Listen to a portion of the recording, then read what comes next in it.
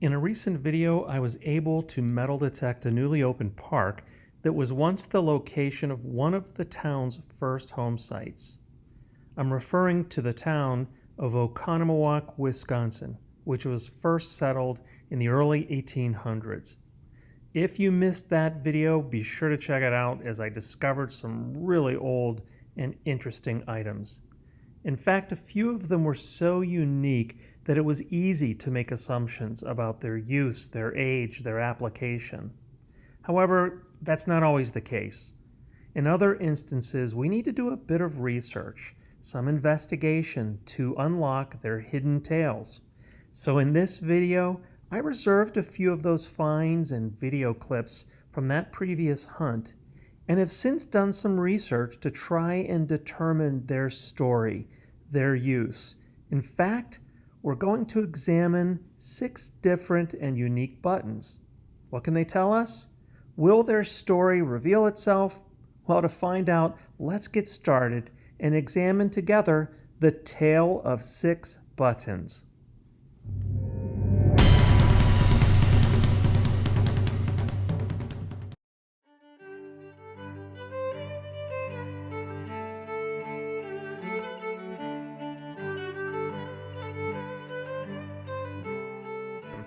I was digging this item, flipped over my plug, and saw what I thought at first was a bottle cap, maybe the top of a can, and then unfortunately turned off my camera, so I did not capture the actual find itself. But after some inspection and some cleaning, I noticed what appeared to be a canister. I didn't think much about it at the time. I put it into my finds pouch, went home later and opened it up, only to discover what can be referred to as a Goodyear button. To begin with, let me tell you a little bit about a man by the name of John Rockwell. He is known as the father of Oconomowoc. He was one of the early settlers on this property. He constructed the initial home where I metal detected. He actually operated a store in Milwaukee, and we know from letters that for a period of time, he brought items to this property, stored them in the home to sell to local townspeople. This included a range of items, clothing items, food, whiskey, and who knows, possibly buttons as well.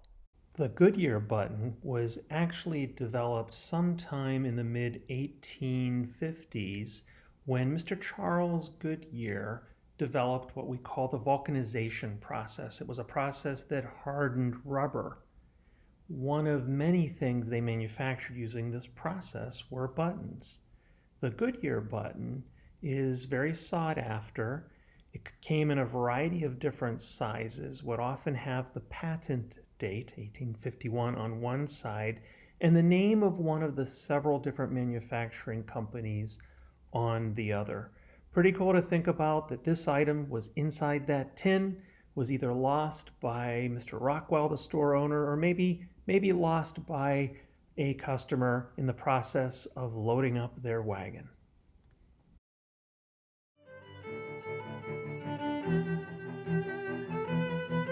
Okay, I can see our item in this hole right down at the bottom right there. It was right underneath Mr. Root here. I think we have a button.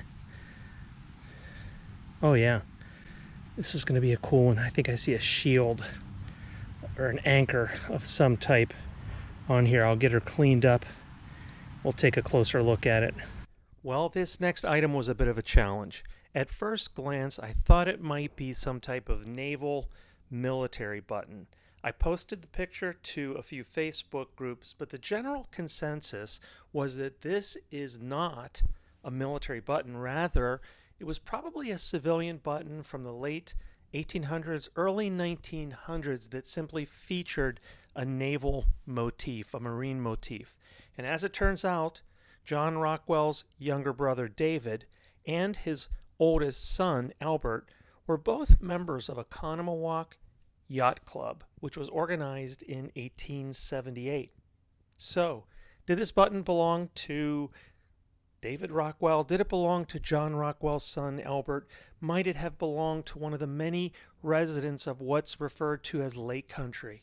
Civilian button, military button? Let me know what you think. Drop your ideas in the comments section below.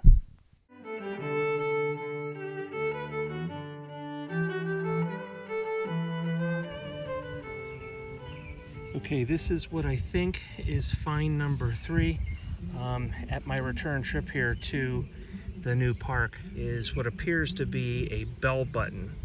You know, these were often, I think, on more decorative buttons on coats, sleeves, pretty light actually, but that was a mid-tone ringing up pretty cool, so that's pretty neat. This is often referred to as a ball button. Now, military ball buttons, not always, but often will have some type of inscription, some markings on the base, on the back of the button. I posted this online, and again, it was somewhat inconclusive. This also could have been a civilian button. It's hard to tell. Buttons of this general era came in a ton of shapes and sizes. So again, what do you think? Military button, civilian button? What type of ball button do you think this is? Drop a comment and let us know.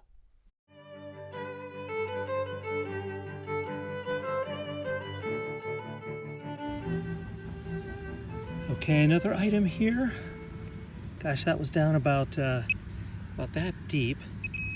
This is the item right here. It was ringing up low, okay, 8 or 9. I think what this is going to be is a button. Wow, we have some fancy on this too. Very cool. I'll go ahead and get it scraped off and see what we can see a little closer. But that's the item. That's the back of it right there. All right, here's a closer look at the button here. Pretty neat, pretty soft. Almost looks like the back is I don't know what material that is, but I can tell you it's very soft. I could bend it and reshape it if I wanted to, but boy, that is really cool, isn't it? I just love the design on that thing. But 8-9, gosh, what is that? That's almost like tin type range. Like the earlier find, I posted a picture of this on Facebook, and the responses were quite interesting. Some of you thought that this might be a button from a shoe. Others thought it might be from a cufflink or possibly period clothing. John Rockwell's wife, Lavinia, corresponded quite a bit with her family, and a book was written around the various letters that she wrote. And she often talked about the fashion of the day, so we do know that she enjoyed finer clothing. She was very aware of fashion. Could this have belonged to Lavinia Rockwell? Maybe one of her guests. Do you think this is from an older period, beyond the late 1800s, early 1900s? Let us know what you think. Drop a comment below, and let's see if we can figure out the tale that this button is trying to tell us.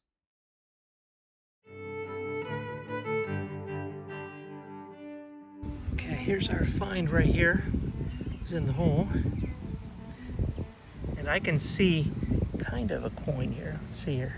Take a look at it together. Maybe it's a coin. Oh, it's a button. This is a 4-hole button here. That is old. May have some writing on it. Not 100% sure of that. Button in the hole. Could this next item, a common 4-hole metal button, possibly be one of the oldest buttons uncovered on this particular hunt? Perhaps. You see, before John Rockwell's historic home was built, the property was also the location of a bristling grist mill that helped provide the means to saw lumber and grind grain for food. And prior to that, it was the location of Oconomowoc's first home, a log cabin erected in 1837 by Philo Brewer. We'll never know for sure, but it's possible that this common worker's shirt button or coat button belonged to Philo Brewer, a mill worker, or maybe a member of the Rockwell family.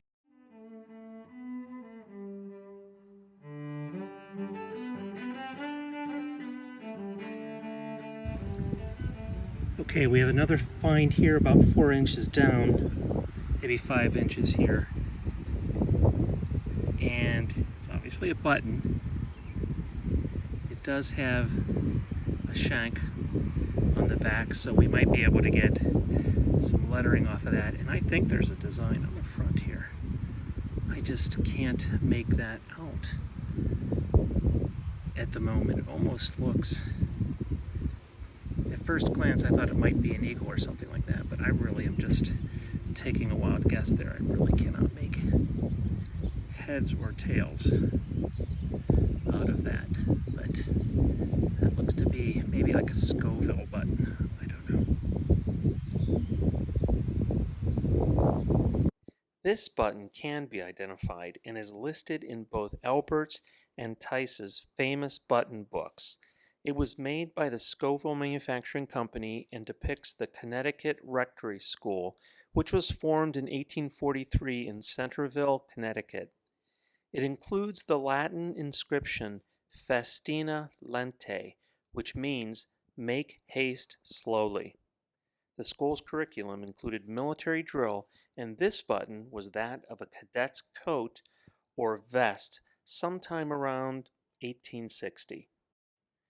Interestingly, the Rockwell family emigrated to Wisconsin from a nearby town in Connecticut. It's possible that John's oldest son, Albert, traveled back east to attend this military boarding school. We also know that Albert served in the Civil War as a lieutenant in Wisconsin's 20th Volunteer Infantry Unit from 1862 until the war's end in 1865.